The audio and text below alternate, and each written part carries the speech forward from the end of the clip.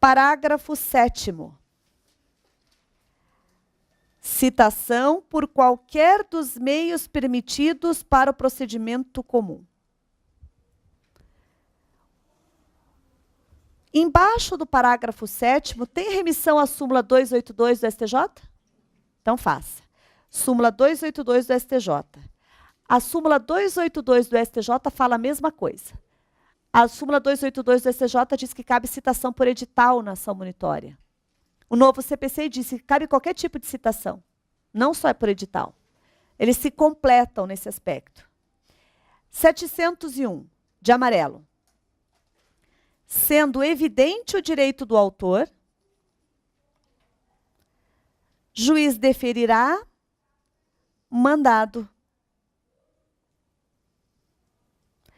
concedendo ao réu prazo de 15 dias para o cumprimento.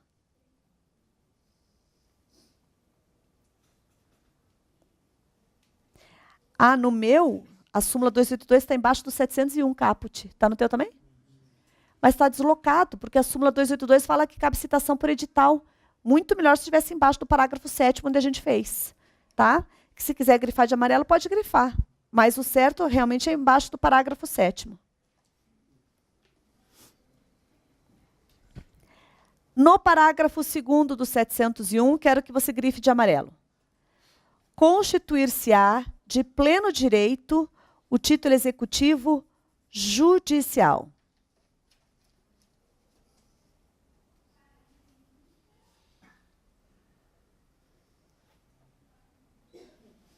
Daqui a pouquinho eu explico melhor isso daqui, tá? No parágrafo 5º, grifa lá, aplica-se o artigo 916. Aplica-se o artigo 916. 702. De azul. Contestação é azul, né?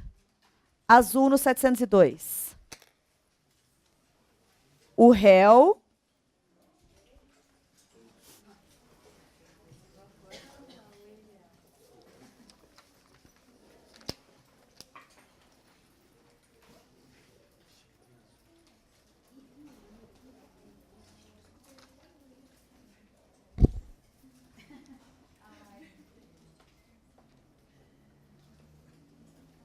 acharam o azul?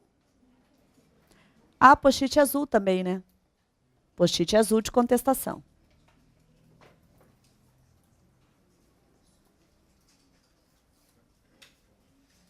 Lá? No 702, caput, posso falar já? O réu, no prazo previsto no artigo 701, embargos à ação monitória.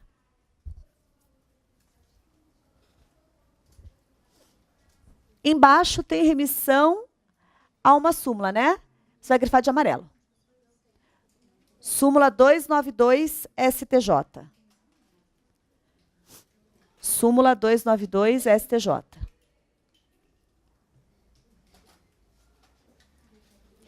Volta para azul. Parágrafo 1º. Os embargos. Azul ainda no parágrafo 1º. Os embargos. Matéria passível de defesa.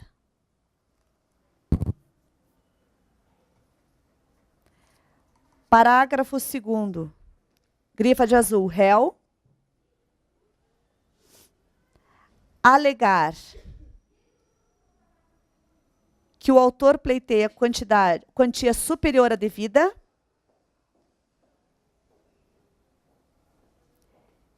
Declarar de imediato o valor que entende correto. Demonstrativo da dívida.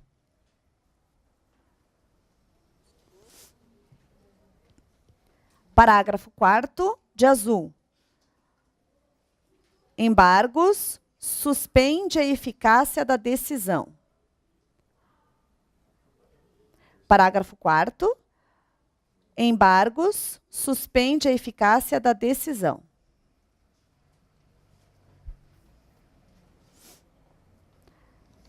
Parágrafo 6º vai ser de amarelo a palavrinha reconvenção.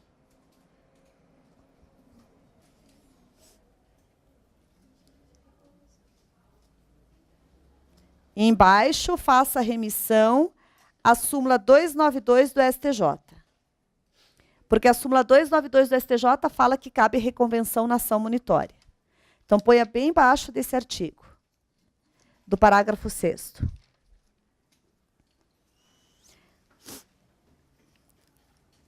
Parágrafo 8º de amarelo. Rejeitados os embargos, constituir-se-á de pleno direito o título executivo judicial.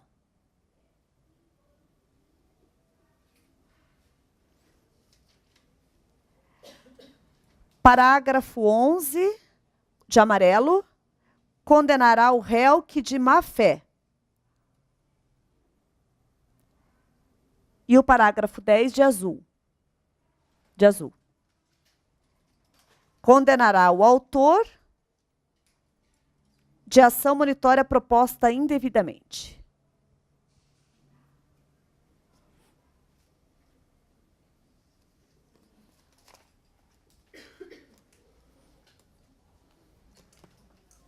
Vamos para as súmulas, grifar as súmulas do STJ. Súmula 233.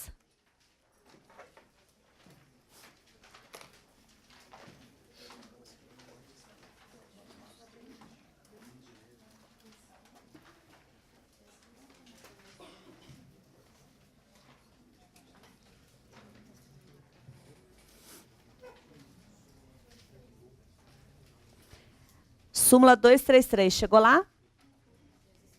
Post-it amarelo? Já tem? Grifa lá de amarelo. O contrato de abertura de crédito, conta corrente, não é título executivo.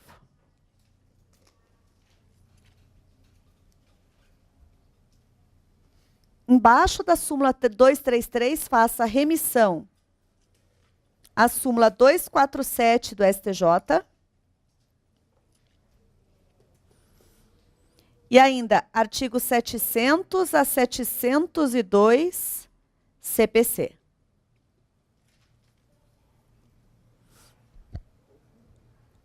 Embaixo da súmula 233, você faz a súmula 247 do STJ e artigo 700 a 702 do CPC. Agora, 247. Contrato de abertura de crédito em conta corrente.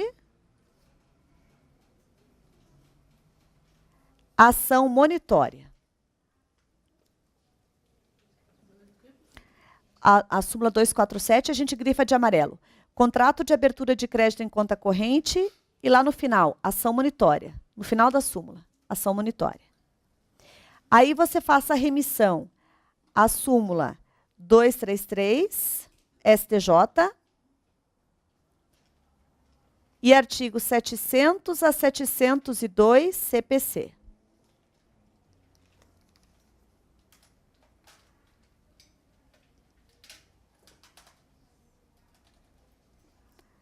Súmula 282. Tem bastante súmula essa matéria, né? Súmula 282. Citação por edital, ação monitória.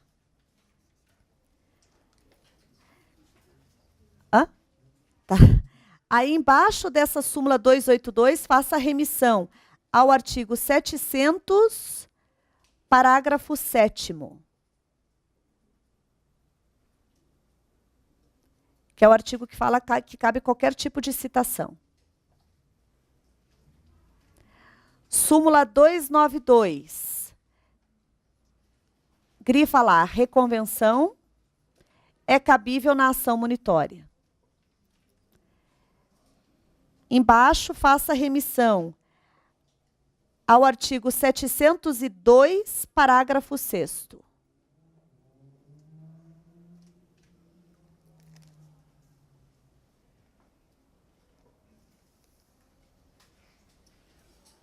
Agora a súmula 299. Ação monitória, cheque prescrito. Aí agora a gente vai anotar umas 2 súmulas e mais artigos. 2 remissões de artigos, ou seja, dá uma apertada aí, tá? Então ali, do lado da 299 ou embaixo, onde você conseguir, você vai fazer artigo 700 a 702. Ainda, você vai falar das outras 2 súmulas que falam sobre o cheque prescrito.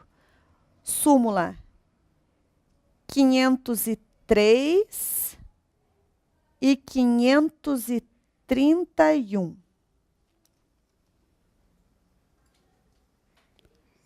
503 e 531 STJ.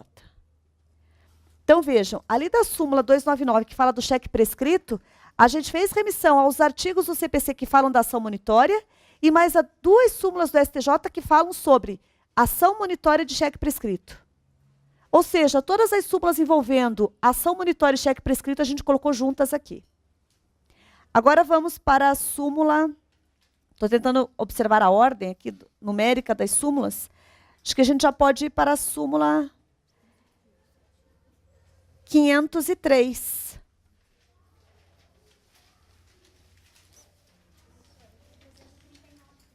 Hã? A 33.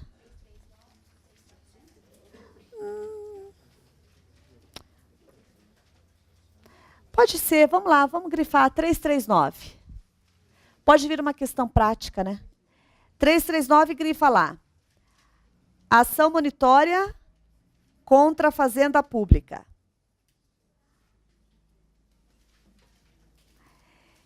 Aí do lado, faça remissão ao artigo 700, parágrafo 6º. Fala a mesma coisa dessa súmula. Aí agora a súmula 503.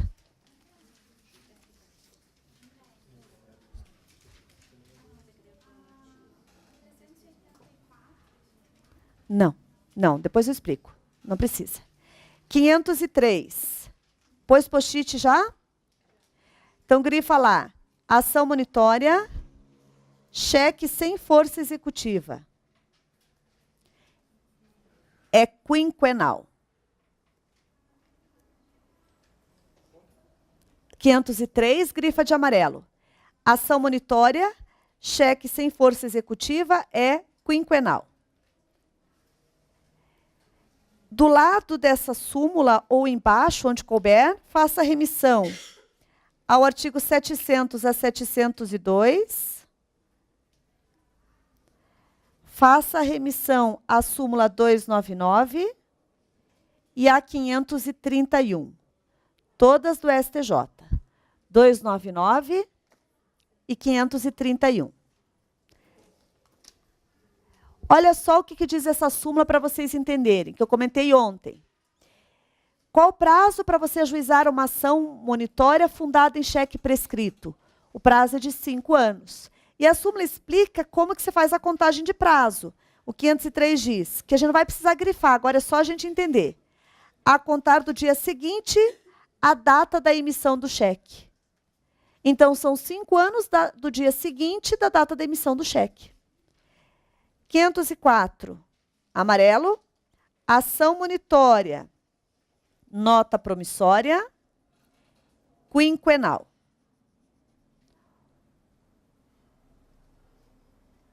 Ou seja, prazo para ação monitória para cobrar uma nota promissória prescrita também é de 5 anos. Aí faça a remissão ao artigo 700 a 702 do CPC. 700 a 702 do CPC.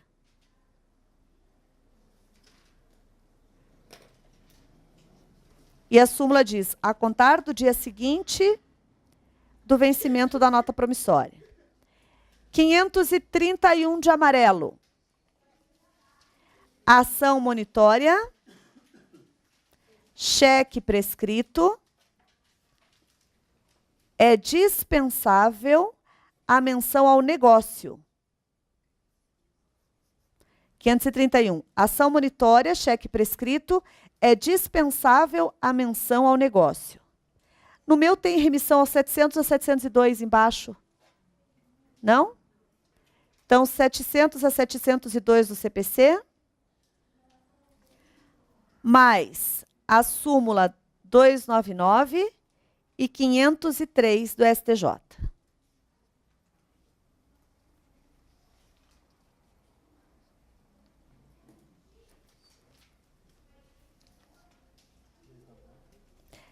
299 e 503 do STJ. São as duas súmulas que falam sobre cheque prescrito.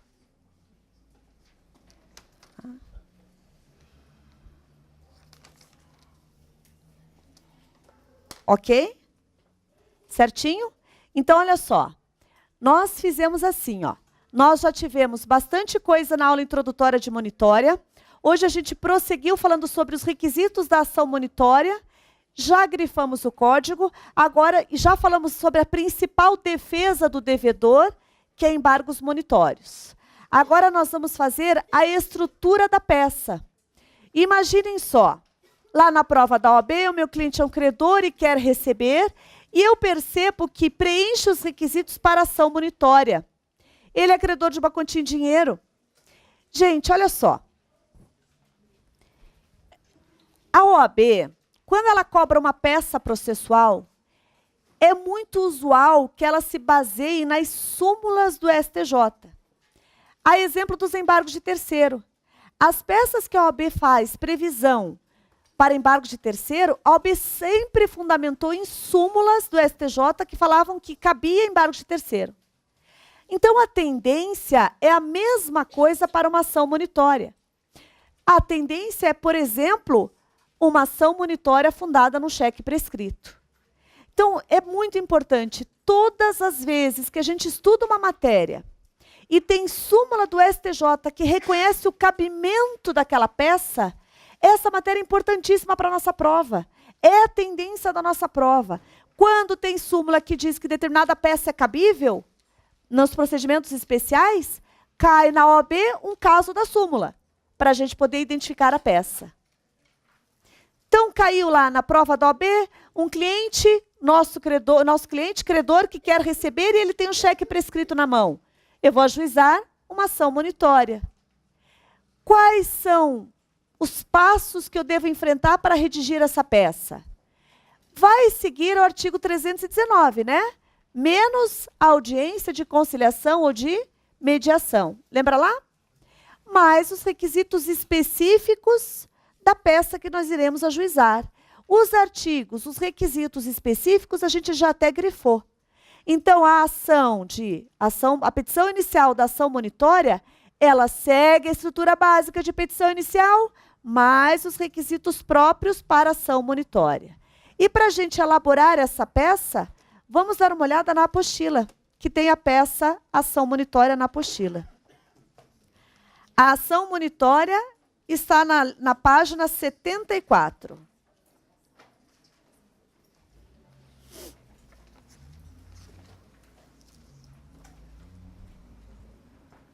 Estão com a apostila? Não? 74. Ação monitória 74.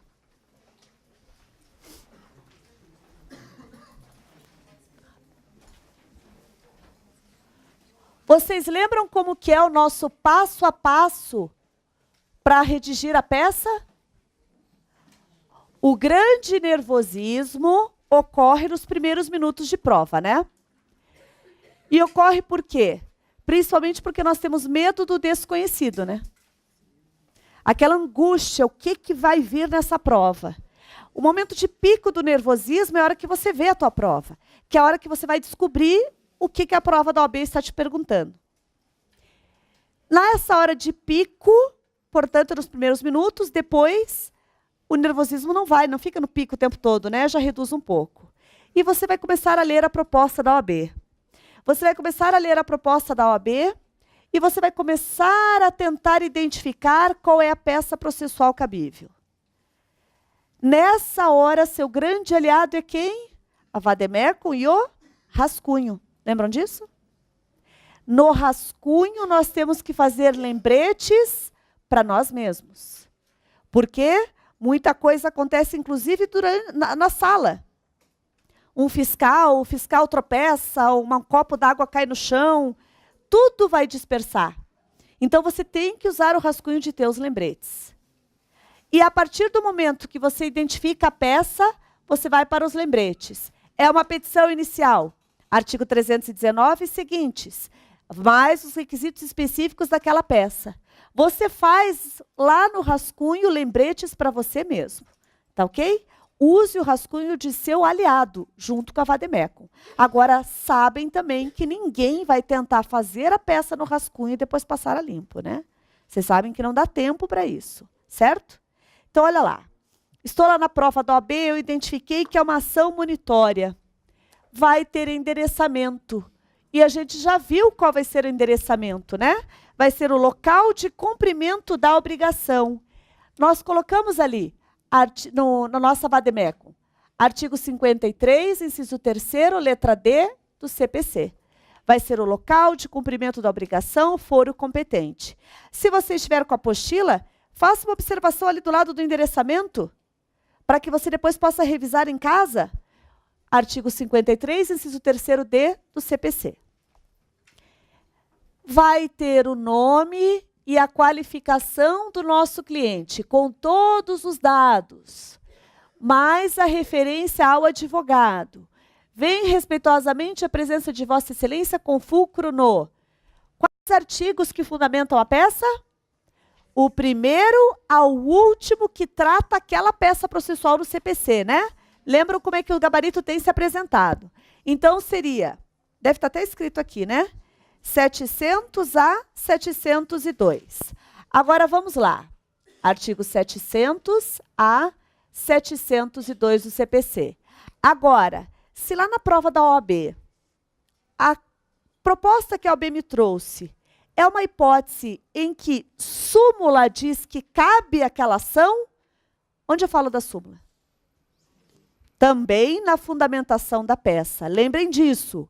Artigo 700 a 702 vai ter sempre. Mas uma observação aí na sua apostila ou no seu caderno. Observação. Se houver súmula, vai ter que colocar na fundamentação legal da peça a súmula também. Então, vem respeitosamente a presença de Vossa Excelência pelo procedimento especial. Propor ação monitória. Em face do devedor. Nome, qualificação.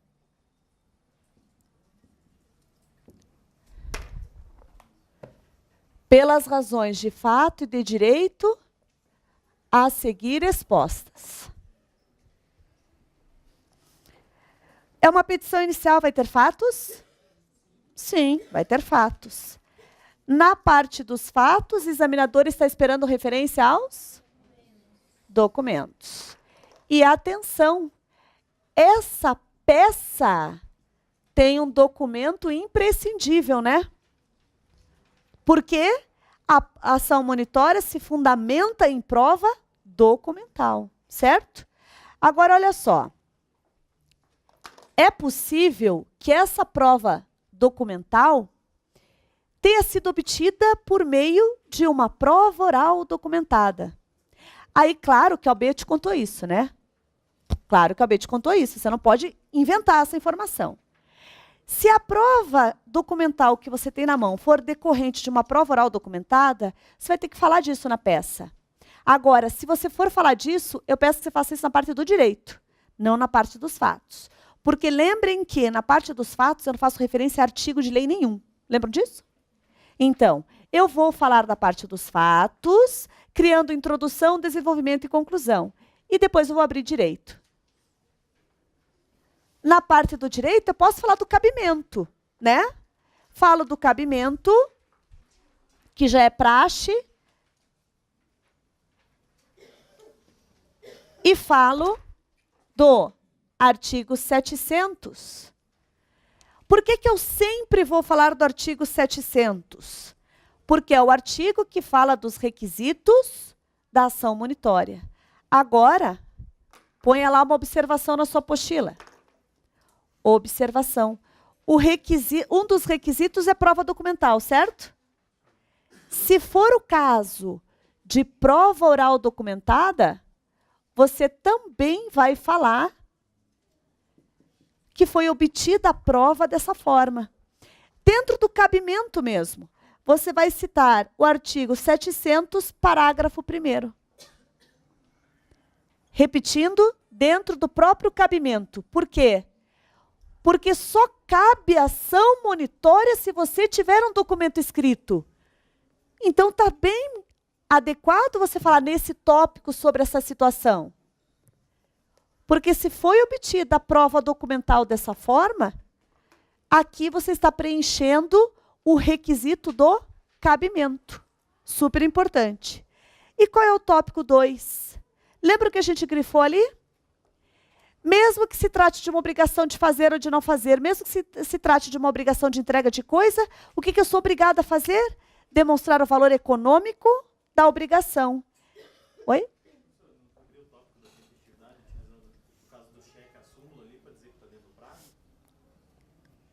Olha, ele perguntou o seguinte, poderia abrir um tópico sobre tempestividade para falar que o cheque está prescrito, sendo o caso de cheque, né? Ah, sim, sim. Olha só. Se fosse, porque aqui a gente está fazendo uma peça bem genérica, né?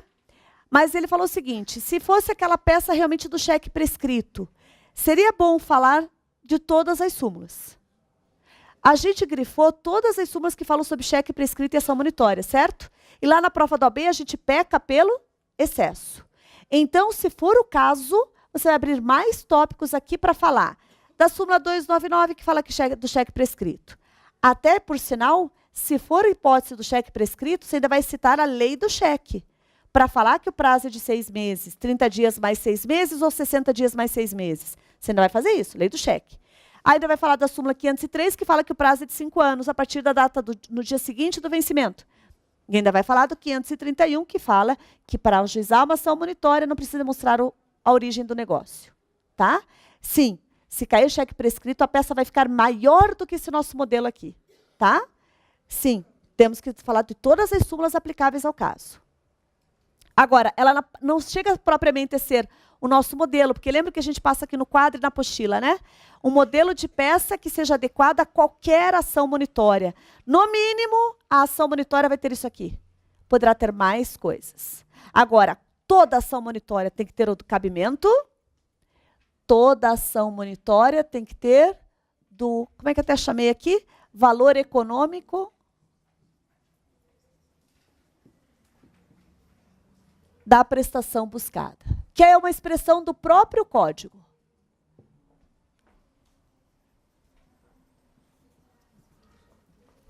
Aí aqui, artigo 700, parágrafo 2º.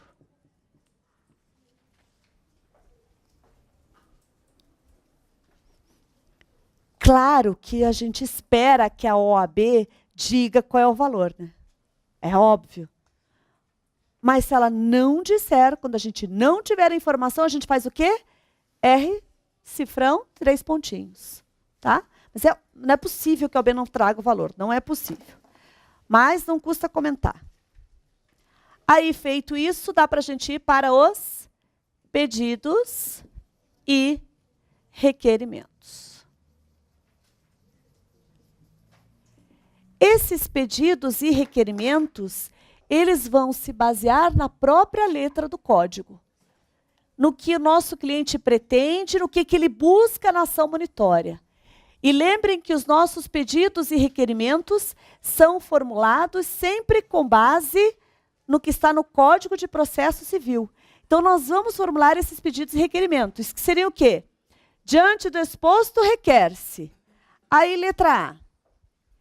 Vejam lá. Eu não vou transcrever o pedido inteiro, tá, pessoal? Eu vou escrever o tópico dentro aqui no quadro, para quem eventualmente não esteja com a apostila, mas o modelinho da peça está na apostila. O que eu primeiro quero lá na ação monitória? A expedição do mandado monitório. Então, olha só. A expedição do mandado monitório. E aí o modelinho da apostila aqui continua, falando assim, de pagamento, de entrega de coisa, ou para execução de obrigação de fazer ou de não fazer, concedendo ao réu prazo de 15 dias para o cumprimento e o pagamento dos honorários advocatícios de 5% do valor atribuído à causa, ficando isento do pagamento das custas processuais. Tudo isso está escrito no artigo 701 e o parágrafo 1º. É cópia desses artigos, 701 e o parágrafo 1º. E lembram que a gente falou aqui na aula? Se o réu chegar e efetuar o pronto cumprimento da obrigação, ele ficará isento das custas. Esse é o benefício que ele tem. E a lei fixa esses honorários e pagará apenas 5% de honorários. E ainda vejam que a letra A a gente termina sempre apontando o fundamento legal. 701, parágrafo 1º. Agora, olha só. E a gente precisa entender o que está escrito aqui, né, gente? Se cair essa peça, a gente precisa entender por que a apostila está assim redigida. O que pode acontecer? Em 15 dias ele não paga, ele não cumpre a obrigação. O que ele pode fazer? Apresentar embargos à ação monitória, né? Então, é bem o que a letra B diz. E que também está ali no código. No mesmo prazo de 15 dias, a apostila ali continua. Poderá o réu... Ah, não, desculpe. Essa eu já vou explicar daqui a pouquinho. Poderá o réu oferecer embargos à ação monitória. Na apostila é letra C. Já volto ali para a letra B para explicar. E diz o próprio código no artigo 702. A apresentação dos embargos monitórios é independentemente de prévia segurança do juízo, nos termos do artigo 702. Então, o réu vai oferecer os seus embargos sem ter necessidade de garantir o juízo. Agora, olha só. Eu troquei só a ordem aqui da apostila. O novo CPC trouxe mais uma inovação. Ele disse o seguinte... Imagine a seguinte situação. O seu cliente é o devedor. Ele chega no seu escritório e diz assim, olha, doutora, aqui é o mandado de citação numa ação monitória. Está aqui, ó, doutora, acabei de receber a citação. Você já sabe que você tem que se defender ele, né? Só que ele chega para você e diz assim, doutor, eu devo essa quantia. Só que nós temos um problema, doutor. Em 15 dias eu não consigo pagar essa dívida. Não consigo. O nosso cliente não tem nenhuma defesa a apresentar em face do crédito. O nosso cliente devedor deve. E ele reconhece que ele deve. Só que ele não tem como pagar isso em 15 dias. Aí o CPC disse, é possível que o devedor solicite em juízo o pagamento parcelado. Pessoal, olha só. A lei... De novo, ela inovou ao trazer isso ao devedor da ação monitória. O devedor da ação monitória, ele poderá pedir o pagamento parcelado, nos termos do artigo 916.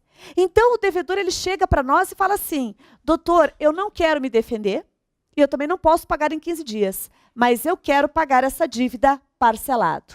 O artigo 916 diz, caberá ao devedor chegar nos autos, apresentar uma simples petição dizendo, reconheço que eu devo, estou depositando no mínimo 30% do valor, é no mínimo, se o nosso cliente tivesse mais de 30, poderia depositar mais de 30, no mínimo 30, e propondo o pagamento do restante em até 6 vezes, 6 meses. Esse é o chamado parcelamento legal, parcelamento decorrente da lei. E, gente, se o devedor preencher esses requisitos, que são reconhecer que deve, lá dentro do prazo de 15 dias, reconhecer que deve, a depositar 30% e propor o restante em 6 vezes, se ele realmente cumprir o que o artigo 916 determina, a jurisprudência diz que mesmo que o credor não queira, ele vai ter que aceitar o parcelamento, porque é um parcelamento que a lei deu para esse devedor. Interessante, né? 916. É um mecanismo. Sabe o que pode vir esse 916?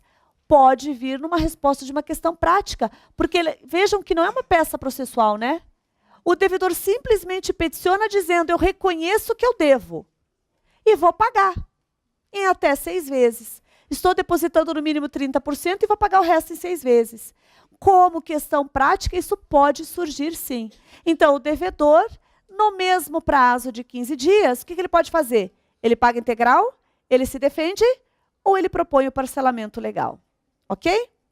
Nós vamos voltar a falar desse parcelamento? Vamos. Porque esse parcelamento ele está previsto lá no processo de execução. O novo CPC estendeu esse benefício para a ação monitória. Mas, repito, esse parcelamento nós vamos voltar a falar dele nas aulas de execução.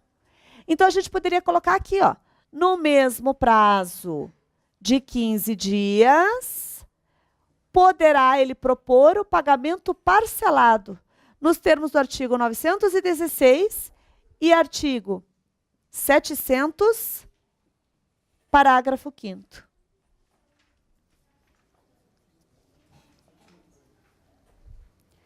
(916) 916 e 700, parágrafo 5º.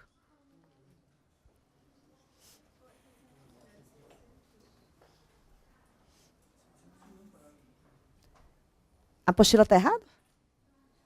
É 701, parágrafo 5º? Deixa eu ver. É o 701, parágrafo 5º. Vamos só corrigir aqui a apostila. Que erro de digitação. 701, parágrafo 5º. Obrigada. Hã? Culpa do estagiário? Não, pior que eu que revisei isso aqui. Eu fiz, depois eu revisei, foi tudo eu. É. Menos a parte de família. É. Tive ajuda, mas o grosso foi meu. É. Oi? Foi. Eu sou psicopata. Eu sou. Eu estudo, eu reviso, eu faço tudo nessas aulas de segunda fase. Vamos lá. O que mais que pode acontecer? Olha só, as atitudes do devedor são 3. O devedor paga integral e fica isento das custas. Só paga 5% de honorários. Ele se defende ou ele paga parcelado, né? Agora vejam, o que é mais comum de acontecer? O que vocês acham? Não paga e se defende, né? Pois bem, o autor vai dizer o seguinte, eu já vou abrir para o intervalo, tá? O autor vai dizer, na petição inicial, juiz, eu sou o credor do cheque prescrito. Juiz, eu sou credor e eu quero receber. Vem o réu, apresenta embargos à ação monitória e diz, não devo pagar. É uma discussão que vai ser solucionada por quem? Pelo juiz, né? O processo, então, vai correr discutindo se o devedor deve, se o credor tem crédito, até que vai chegar na sentença. Nós somos autores dessa ação monitória. A gente quer que o nosso cliente seja ganhador. A gente quer que a sentença condene o réu a pagar essa quantia em dinheiro, certo? A sentença, acolhendo o nosso pedido, vai dizer: julgo procedente a ação com acolhimento do pedido nos termos do artigo 487-1 do CPC para o fim de condenar o réu a pagar a quantia X. Quando uma sentença condena réu a pagar uma quantia em dinheiro, isso é o quê? Título executivo judicial. E é por isso que o artigo do CPC, quando fala de ação monitória, fala de mandado executivo judicial. Porque se a sentença for procedente, vai ser um título executivo judicial. Então, olha só, vamos acompanhar a letra D do pedido. Deixa eu ver se é o B e o D. Não. Letra E. A letra E está dizendo assim, ó. Não realizado o pagamento. Letra F. É a letra F. Rejeitados os embargos, requer-se a procedência da ação com acolhimento do pedido nos termos do artigo 4871 do CPC para constituir de pleno direito o mandado inicial e mandado executivo. E vai prosseguir como? Cumprimento de sentença. A procedência da ação vai transformar esse crédito em um título executivo judicial. Claro, quando a gente entende que o réu vai ser condenado numa sentença a pagar uma quantia em dinheiro, a gente compreende por que o CPC falou de título executivo judicial. Realmente vai ser um título executivo judicial. E claro que ele pode dar canseira e não pagar de novo, né? E vai prosseguir como cumprimento de sentença. Certo? Mas nós vamos continuar falando da ação monitória logo depois do intervalo. Ok?